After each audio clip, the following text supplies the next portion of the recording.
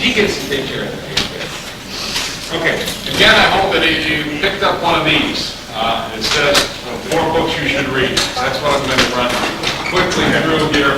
Let me say that the purpose of this session is to introduce you to doing some thinking about what it means that there is a difference between boys and girls. Okay? At about 6 years old, boys and girls discovered that there's a difference between boys and girls.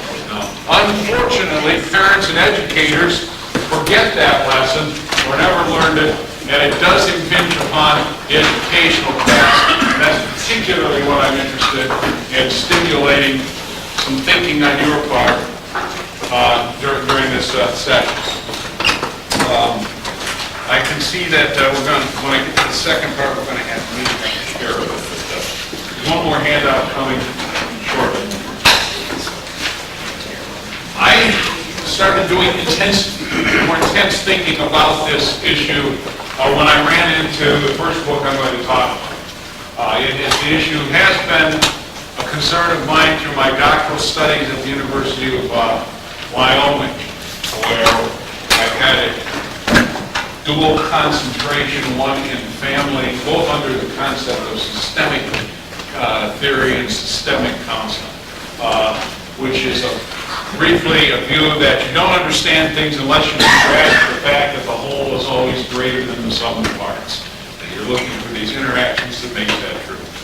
And one of the concentrations was in family, where I was focused on the implications of the birth order in siblings, and then the other one was in sports psych, which has been my escape from reality as I've been able to be a team shrink for the high school basketball team.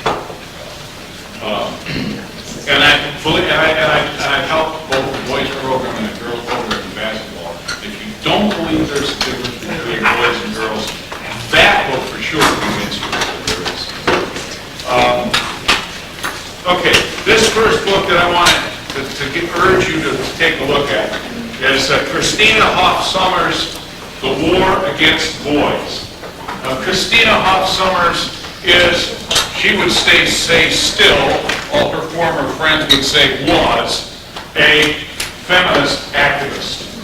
Activist feminist. Then she wrote the book Who Stole Feminism, in which she complained about radicals making this much more a political thing than seeking the greater opportunities for females.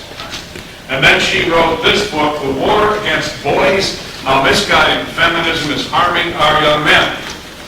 Now, she came being dragged mentally, kicking and screaming to this viewpoint, and she blames God for it. Because after she felt, even with saying we don't want extreme feminism, she still felt that the major issue in this world of ours, in terms of raising children, was the, quote, girl crisis. Then God gave her 2 boys. This is her own talk when she said she discovered that she cannot overrule testosterone. Let me read a little out of the front cover here. It's a bad time to be a boy in America. As the century draws to close, drew to a close, the defining event for American girls was the triumph of the U.S. women's soccer team. For boys, the symbolic event, because there was no triumph, was the mass killing at Columbine High School. It would seem that boys in our society are greatly at risk. Yet the best-known studies and academic experts say that it's girls who are suffering from a decline in self-esteem. It's girls, they say, who need extra help in school and elsewhere in society, a society that favors boys. The problem with boys is that they are boys, say the experts. We need to change their nature. We need to make them more like girls. These arguments don't hold up to scrutiny, and that's what she writes this book about, to tackle the best-known studies and basically to set forth the problem area. that there's a difference, and it needs to be addressed largely. Parents need to know this, but when our students, when our children escape from the total dominance of the nest, that's when they start going to school. And so it becomes an educational issue. Now what you have on this handout, 14 pages, is an extended outline for a couple of the books, which I was able to do because they bless you with the addition of subtitles through the chapters. And there's a couple comments I want to make, but you can see the flow there. The last two books, we are not so blessed, and so I had to handle that a little differently. I'll come back to this in a minute. The second book is written by Michael Gurian, entitled The Wonder of Boys, how parents, mentors, and educators can, what they can do to shape boys into exceptional men. He also is concerned about a culture that has allowed males to become an endangered group, and discusses some of the just very basic biological things of being a boy that require a different response than our culture has been given. The third one, which agrees and votes, agrees substantially with the other two, is James Dobson. Some of you may know of him. He's our next door neighbor. For our trip, literally now, we look across the street from our place to his, and we only lease a small portion of our place, and his is dominant. My goal in life is for one day to hear that Dr. James Dobson described his location as just north of Shepherd of the Spring. Don't hold your breath. Bringing up, I have the next 7 years have not been able to get in to see Dr. Dobson. Bringing up boys, practical advice and encouragement for those shaping the next generation of men. You can only buy one of these if you want to relate as a parent. Buy this one. And the last one is a second book by Michael Gurian called Boys and Girls Learn Differently, a guide for teachers and parents. And he is going to focus, he's going to give you summaries more explicitly than these others of research on brain development, brain differences between males and females, and then he is going to apply this on the level of elementary and then middle and then high school as to what an ultimate classroom would be like, taking cognizance of these differences. And you'll get another handout on that shortly. So let's turn to this first handout. Let me run through some things here on Summer's book, which kind of started it all for me and for many others. The War Against Boys, How Misguided Feminism is Harming Our Young Men. In chapter 1, basically she sets forth an introduction, and the most important item there that I'd like to call to your attention is that subsection indicating school engagement, where she shows studies that indicate that girls are more, in quote, engaged, unquote, and that has nothing to do with marriage, in the educational process. And engagement can be seen this way, that it is mostly typical for girls to be the ones who will spend extra time on a report in order to please the teacher. And I can tell you sometimes it even comes with little stick-em things on the front covers and so forth. While boys will rush through a sloppy, written piece of paper to get the assignment done so they can go out and play basketball. Oops. The girls are more engaged in the process, the educational process, than the guys are. And she also shows correlative studies that engagement with school academic assignments is the single most important predictor of later academic success. Now, predictor, we don't know whether it's causal, could be some here, or corollary, but anyway, it's something to be concerned about when we can see, obviously there's going to be exceptions to this and degrees in any such studies like this, but when we can all sit there going, yeah, that's what I see now, of a difference in engagement in the process of high school academics. She raises then the question in chapter 1, why do boys test better? It is the only thing about the measure of differences between boys and girls in high school ages, actually starting with middle school, in which the boys consistently come out on top, anything academic. And that is that they test better on SATs and ACTs than girls do, who, when you work with them, have been impressing you as a teacher all along, the girls that is, that they're more mature, they're more with it, they're more engaged. How does this happen? And she knows, Summers, that some feminists use this as an argument that guys could do it if they wanted to, especially if we only got that aggression out of them. But actually, she knows that it's demographical differences. When you get down to the marginal students, the more at-risk students from many social factors, boys in that category walk in the door to take the ACT and SAT test. Who knows it, just like being able to fill the right dots. Girls don't risk it. And so there are more, I'm sorry, it's exactly the opposite. Girls walk in to take the tests. Boys blow it off. Every year, I have had connection with high schools, usually through the sports programs, that have kids at testing level.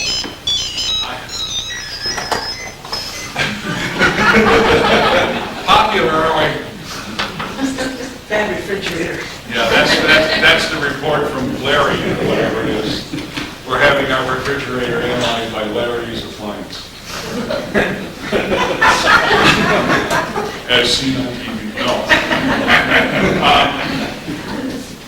The at-risk girls will attempt the test more than the at-risk boys. Boys will blow it off. And I have heard many times, many more times, of parents lamenting, my kid didn't make his SAT appointment, or his ACT appointment. Then I hear girls. Happens both ways. Happens more with boys. I didn't make my first SAT appointment. You just aren't interested in that, and I was a class valedictorian. But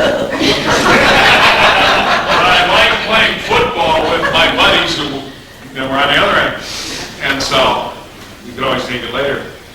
So the fact is that there are more at-risk girls taking the tests than at-risk boys, and that's why the girls' overall averages then show lower when you know from every interaction you have with them that they're getting more of it than the boys on a general average. Okay? Chapter 2, re-educating the nation's boys. Now she's leaving with a curse. That's significant. This is describing the response of feminists to the objections that she and others were making about just emphasizing a take your daughter to work day. What about something for the boys? And radical feminism said what? That's a great idea. Not take your son to work though. We don't want to clutter the impurity of that notion. But let's have a son's day where the dad and the son can do all the laundry and make the beds at home, go shopping, buy the food, bring it back, cook it, prepare it for mom and the daughter offset them. And so you can kind of see the gripe going on in here. And a part of a notion of re-education that if only we could make the boys more like girls, then everything would be equal. The Guys and Dolls chapter deals with a series of equity seminars from the late 80s, where feminizing boys was the solution to problem conflicts in the school or identified from largely male behaviors. Chapter 4, Carol Gilligan, one of the two premier, or at least famous, investigators of the differences between boys and girls in the 80s and 90s, and greatly on the feminist agenda side, has produced many studies that are quoted continually in the media. Chapter 4 is a review of those studies with some analysis on the basis of taking a closer look at the research assumptions and therefore at the results that come from them. Chapter 5 continues that, particularly with the distinction of how boys need to be saved, what they need to be saved from. And it is, of course, a patriarchal social order. What she does is she does identify with proper methodology and correct, at least in line with all the other studies, results that show that there are 2 crisis times in the lives of boys, compared to only 1 in the lives of girls. Boys and girls share the crisis time of adolescence. The boys have a separate crisis time somewhere around 3 to 5 years old.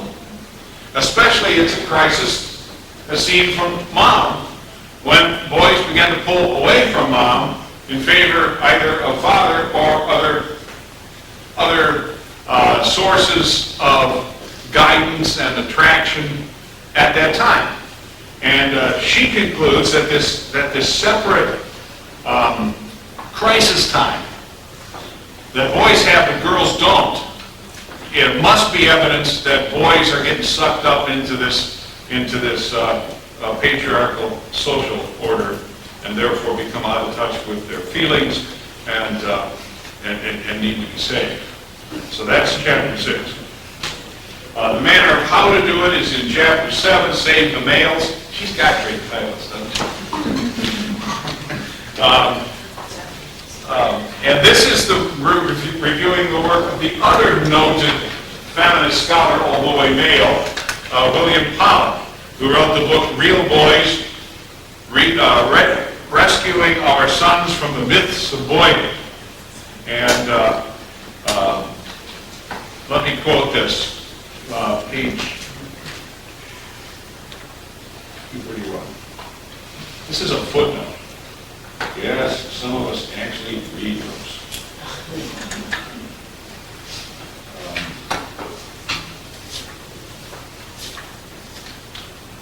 Folks got the right book.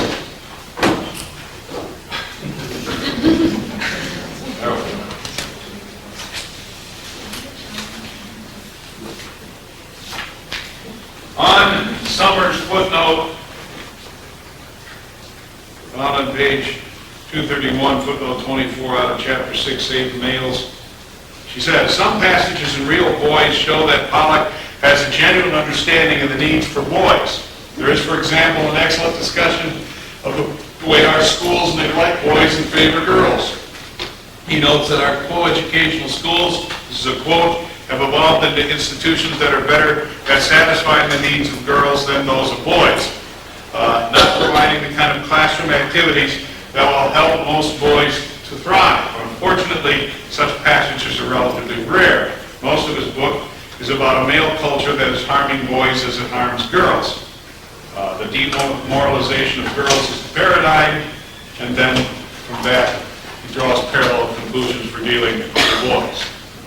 Now, why would it be, why would it be that today's school institutions could be said, even by a feminist, in favor of girls rather than boys? Because girls are usually better behaved than boys. Yes! Yeah, they fit in better.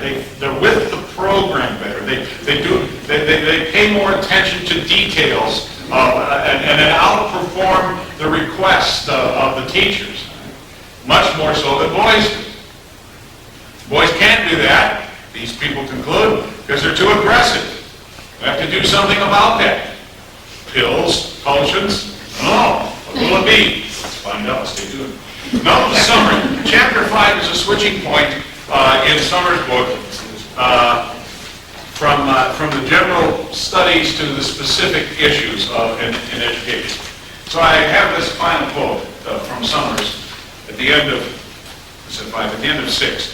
American boys do not need to be rescued. They are not pathological. They are not seething with repressed rage or imprisoned in straitjackets of masculinity.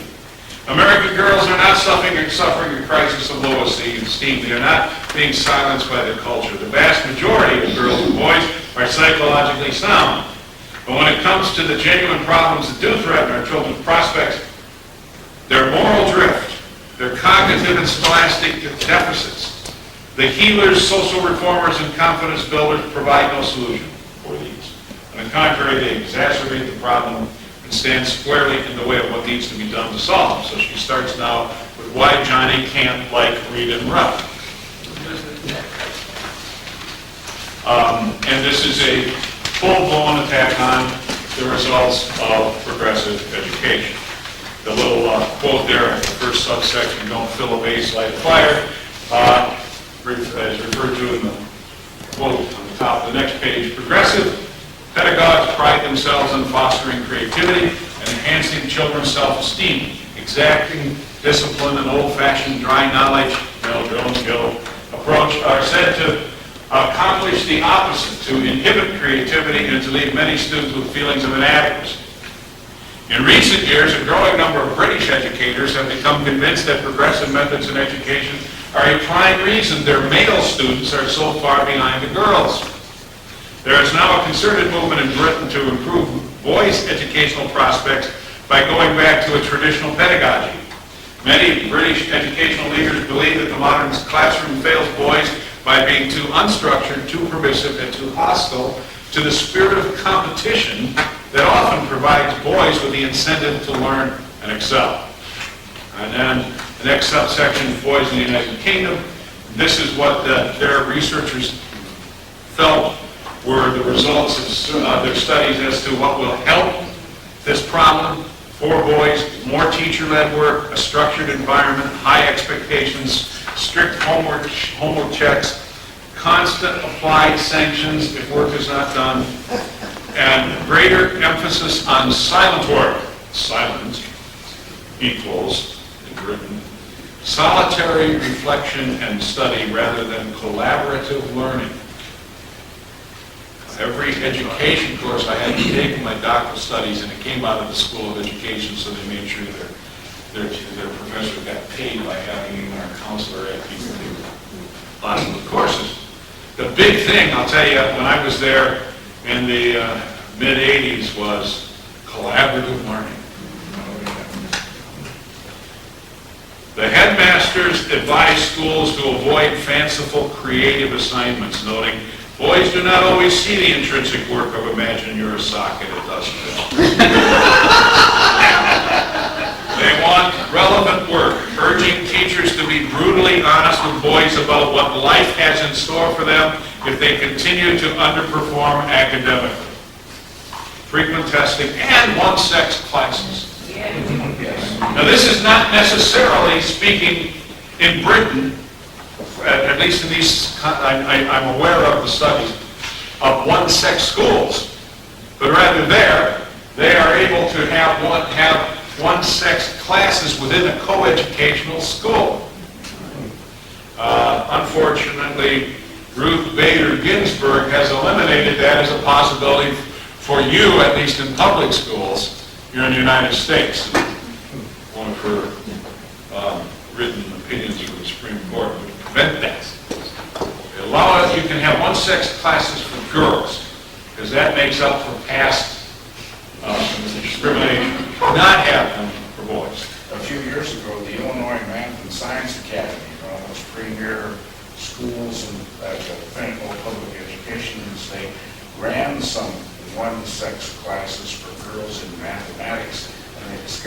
girls' performance was like 15% higher than it was in a co-educational class because of Well, a number of different factors. You hit one of my areas of teaching, and one of the main factors is, and it goes into the research you're going to hear. I'm going to have to go a little faster. Out of this fourth book on the handbook for teachers and parents, is that girls and boys, the brain works differently in processing mathematics. And the boys' work with mathematics is largely built on work out of the right brain for right-handed kids versus for left. And that means they work with spatial concepts, which was really helpful in grasping a lot of math anyways. It all goes back to geometry. And gals tend to work evenly in most areas with both lobes and at the same time. But that disadvantages them when you're asking students to go up and put things on the board and all that. It makes it seem harder for girls. You clear that away, and you can start to work with more word problems and focus things like that, and that's what's going to happen. Okay, the wider background, let's see, the boys in the United, I covered that. The wider background, progressivists recommend less student passivity, sitting, listening, receiving, less rote memorization, drill and kill, less emphasis on competition and grades in school.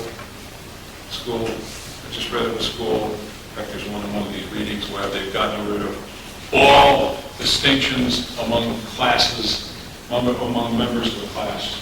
There's no ranking, there's no valedictorian, there's every quote, the quote is from the principal, every student in the class of 99 is an equal contributor to the class as a whole. That includes Bill to be very pregnant. No. Okay.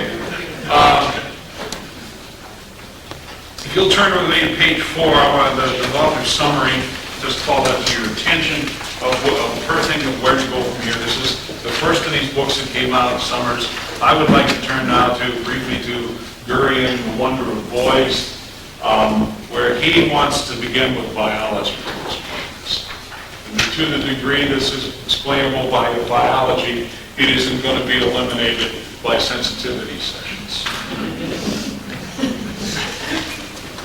Part 1, Why Boys Are the Way They Are, Chapter 1, the biology of boyhood, and he gets into the nature versus nurture thing there and wants to say on page 6 that the single most prominent factor, and it is very prominent as to why boys are the way they are, is testosterone. What a surprise. But it becomes amazing when you see how much that hormone impacts and how many ways it impacts a male. And he goes into, that should be how a boy thinks, not things. The male brain.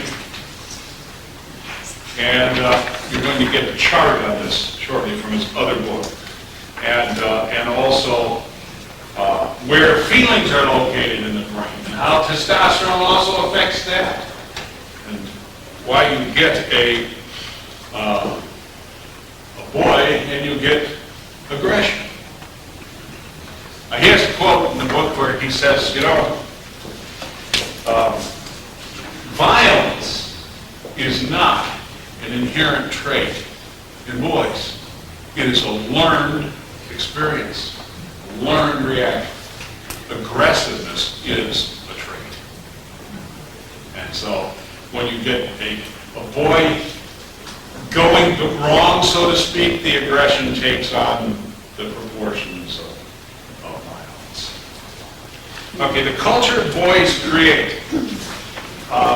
This is both done by them and for them, and he wants to talk about 7 principles that grasp the kind of native way boys behave.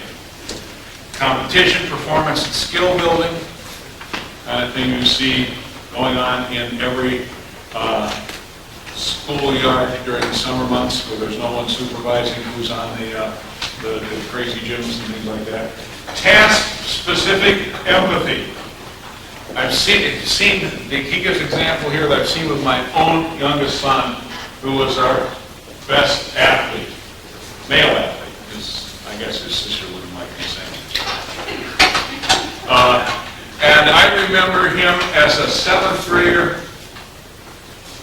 grabs the ball and rebound, turns to throw it down the court, knocks a smaller kid sprawling, stops to take a look, and then takes off.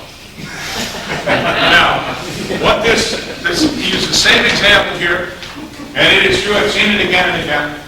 Now, boys do empathize, especially with their teammates, and especially with matters of pain. And what they do is they check out to see if they need to stop. He looked, he didn't need to stop, off he goes. The empathy is always task-specific. Each time the price goes up, right? This is Dr. Anderson. Oh, well, you answer it. Talk to him. Tell him. Hold on a minute. Yes. Boys have a preference for large group, and he will explain that a little later here in a thing called forming a tribe. And I'll let you read the rest of those, or we won't be getting to the hard one here. Boys need a tribe. Here's part 2, under what boys need. Well, what does he mean by tribe? 3 concentric circles of family in boys' lives. The first is the family of birth or adoption. The second around it is the extended family of mentors, teachers, Boy Scout troop leaders, and the like. The Uncle Johns and the Uncle Todds that are friends of yours so close that you kids call them uncle even though there's no bylaws of that sense. And then lastly, the third family of culture and community, the media, the church, the school, and so forth. These are the places where boys try and just think like engines of the same, of the same nation. And let me read to you book, page 59, where he summarizes this.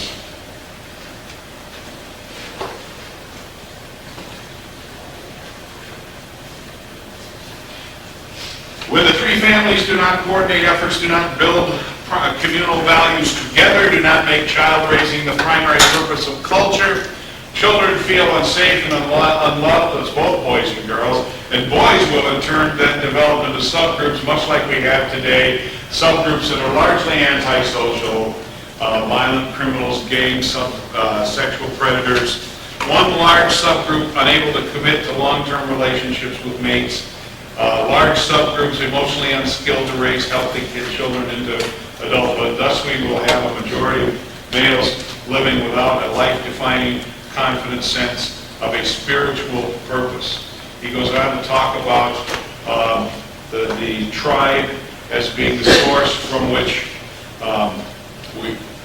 young men learn to think of themselves as what they will be as older men. And what will mark, another thing that he emphasized, rites of passage for them, especially during the adolescent period.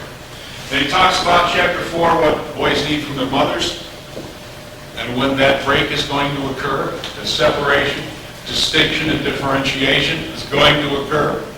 And mom, you don't need to feel as though something is lost, because you wouldn't want the results if that separation didn't occur. And it occurs somewhere between the split between the first decade and the second decade of life. Does motherhood ever end? No. Always there to love and wish well their sons.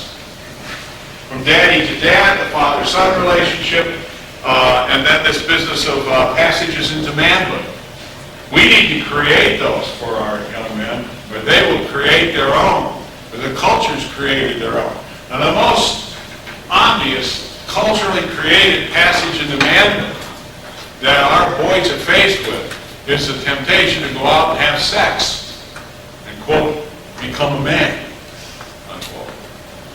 got great things to say about the way you can shape passages into manhood, the way we do it even in schools. I want to read you his idea of healthy discipline. Chapter 7.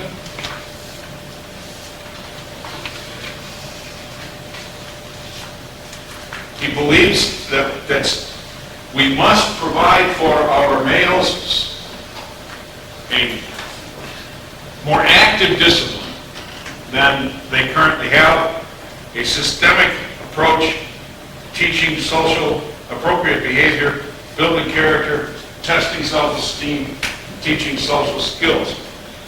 He believes discipline becomes systemic and effective when it provides 10 elements. This is the longest list of what the discipline involves that I've ever run into. The first one everybody would put on there, I'll bet. Consistency, right? 2, leadership. 3, respect. 4, variety in discipline. 5, recrimination in discipline. 6, spiritual context for discipline. 7, choices.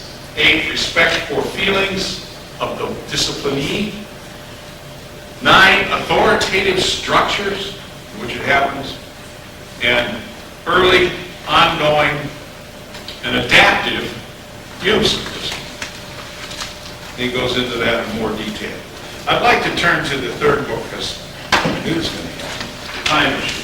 This is the Dobson book. So the rest of this list here gives you an idea of what to expect out of Gurry's first book. So we're now in the middle of page 6. Chapter 1, The Wonderful World of Boys. I just pulled some quotes out here to read to you, to give you a flavor here, and a couple that I want to point out before I'll let you do the rest on your own. But in case you haven't noticed it, boys are different from girls. That's clever. The fact is never in question for previous generations. They do it intuitively, that each sex was a breed apart, that boys were typically more unpredictable of the two. Boys are usually, but not always, tougher to raise than their sisters are. Right there? Yeah. Girls can be difficult to handle too, but there's something special, especially challenging about boys. Boys are designed to be more assertive, audacious, and excitable than girls are. I love this quote. All afterburner and no rudder. A related study by the Seth Peterson confirmed that girls are more fearful than boys are. For example, they brake sooner when riding their bikes. They react more negatively to pain and try not to make the same mistake twice. Boys, on the other hand, are slower to learn calamities. They tend to think that their injuries are caused by bad luck. Maybe their luck will be better next time. Besides, scars are cool. Yeah. There's a whole other new set of books out about mean girls.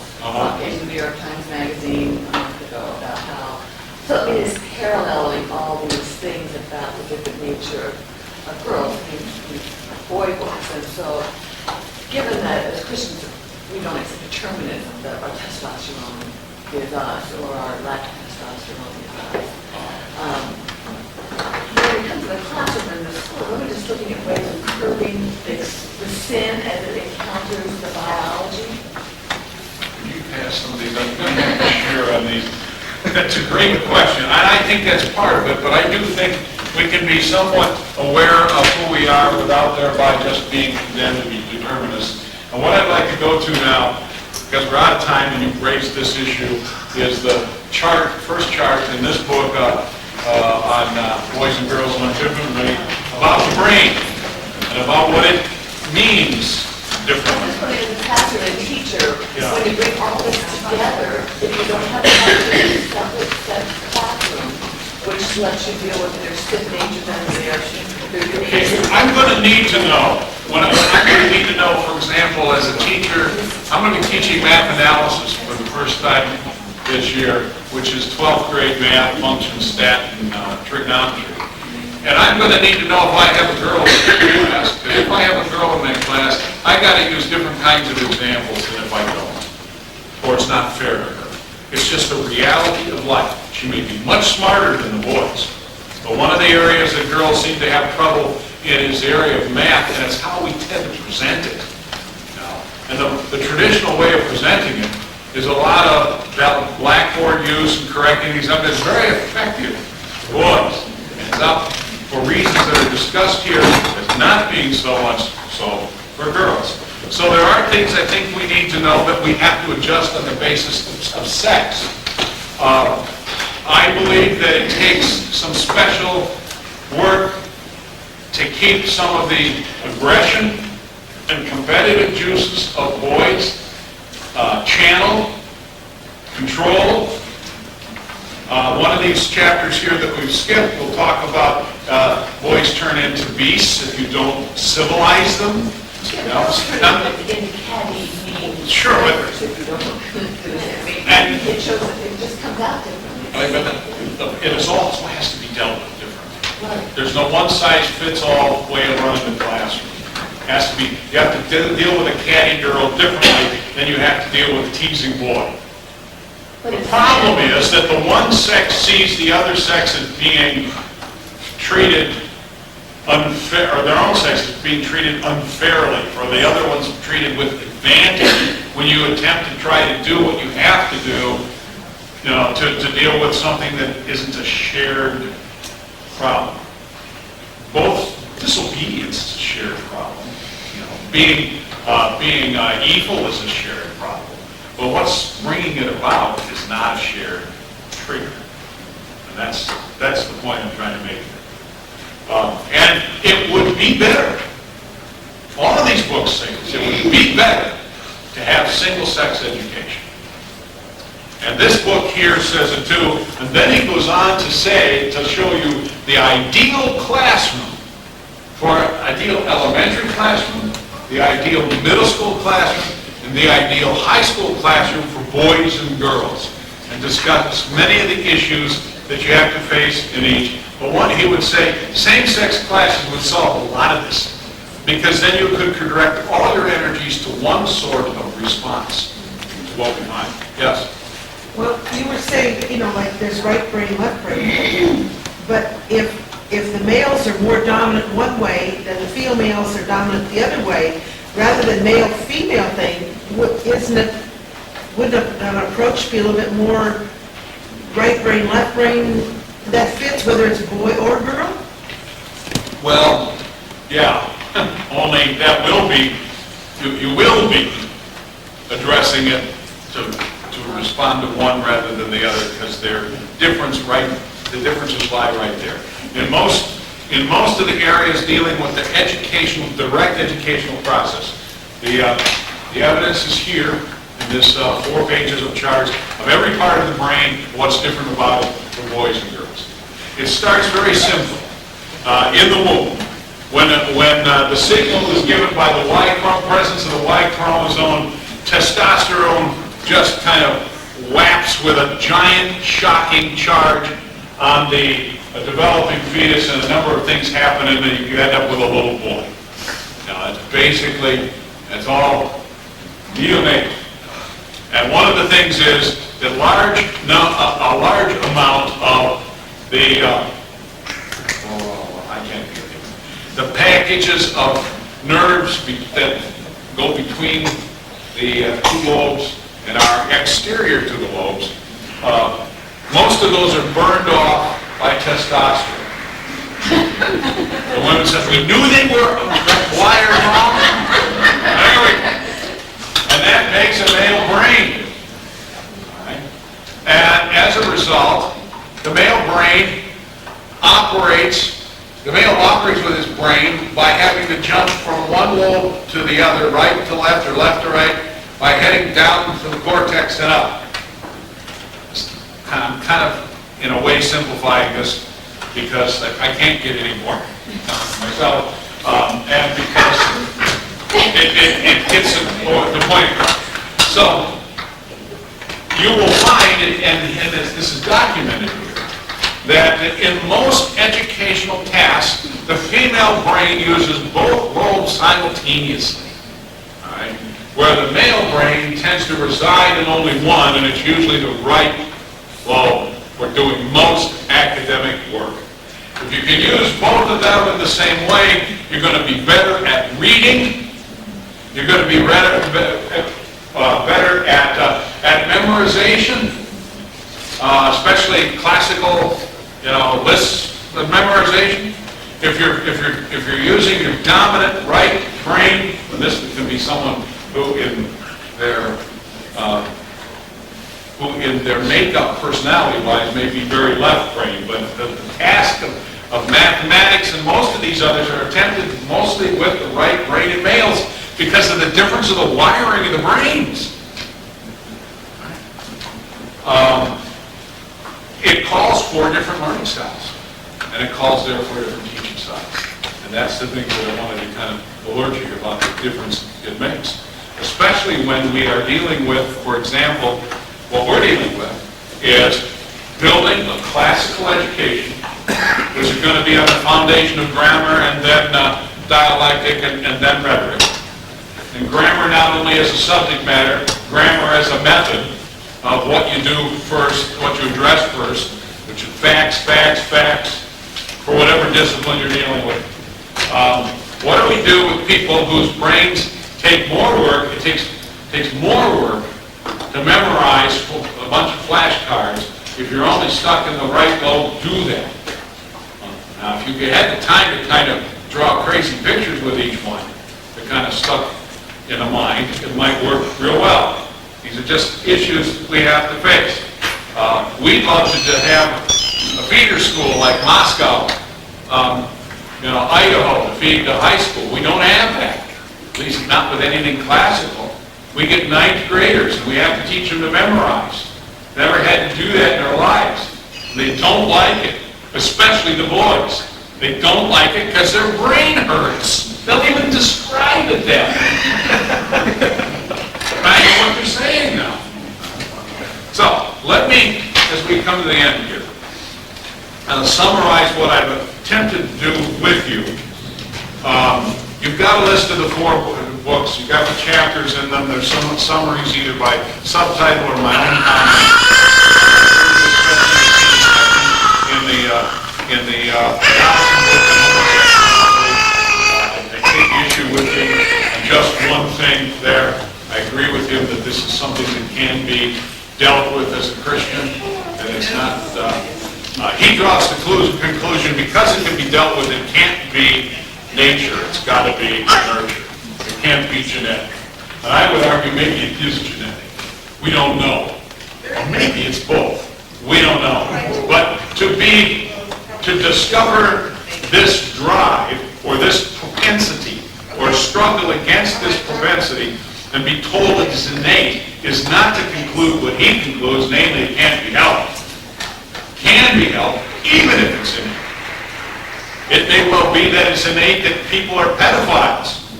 The suggestion of the recidivity rate is that that's the case. So what do we say?